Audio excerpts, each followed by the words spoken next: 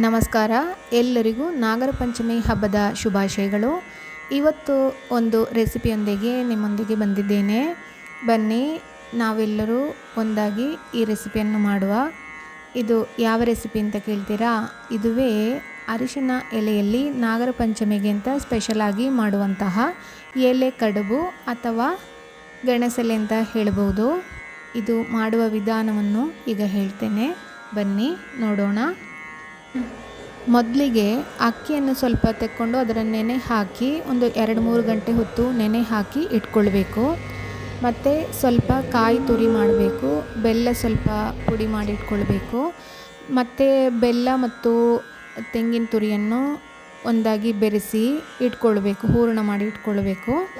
ಅಕ್ಕಿಯನ್ನು ಚೆನ್ನಾಗಿ ರುಬ್ಬಿ ಇಟ್ಕೊಂಡು ಅದನ್ನು ಅರಿಶಿನ ಎಲೆಯನ್ನು ತಂದು ಚೆನ್ನಾಗಿ ತೊಳೆದು ನೀರ ಪಸೆ ಎಲ್ಲ ತೆಗೆದು ಅದರ ಮೇಲೆ ಹೊಯ್ಯಬೇಕು. ಈ ಅಕ್ಕಿ ಹಿಟ್ಟನ್ನು ಹೊಯ್ದು ಅದರ ಮೇಲಿಂದ ಈ ಹೂರಣವನ್ನು ಸ್ವಲ್ಪ ಸ್ವಲ್ಪ ಹಾಕಿ ಮತ್ತು ಆ ಎಲೆಯನ್ನು ಮುಚ್ಚಿದರೆ ಆಯಿತು. ಮುಚ್ಚಿಟ್ಟು ಒಲೆಗೆ ಬೆಂಕಿ ಮಾಡಿ ಅಟ್ಟಿನ ಪಾತ್ರೆ ಉಂಟಲ್ಲ ಅದರಲ್ಲಿ ಇದರನ್ನು ಒಂದೊಂದೇ ನಾವು ಮುಚ್ಚಿ ಇಟ್ಟದರನ್ನು ಎಲೆಯನ್ನು ಇಡಬೇಕು.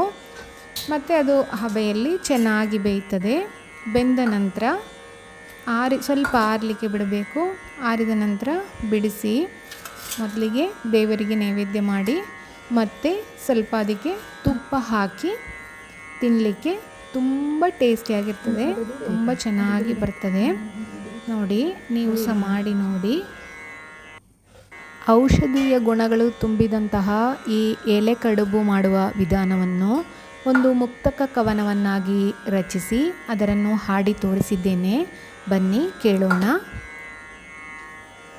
ಅರಸಿನದ ಎಲೆಯಲ್ಲಿ ಮಾಡುವರು ಗೆಣಸಲೆಯ, ಅರಸಿನದ ಎಲೆಯಲ್ಲಿ ಮಾಡುವರು ಗೆಣಸಲೆಯ, ಅರೆಯುತ್ತಲೇ ಅಕ್ಕಿಯನ್ನು ಪತ್ರದಲ್ಲಿ ಪಸರಿಸಿ, ಅರೆಯುತ್ತಲೇ ಅಕ್ಕಿಯನ್ನು ಪತ್ರದಲ್ಲಿ ಪಸರಿಸಿ, ಹರಡುವರು ಕೊಬ್ಬರಿಯ ಬೆಲ್ಲದಲ್ಲಿ ಬೆರೆಸಿ, ಹರಡುವರು ಕೊಬ್ಬರಿಯ ಬೆಲ್ಲದಲ್ಲಿ ಬೆರೆಸಿ, ಉರಗವನು ಪೂಜಿಸುತ್ತ ಯೋಗ ಸುತಯೇ, ಉರಗವನು ಪೂಜಿಸುತ್ತ ಯೋಗ ಸುತಯೇ.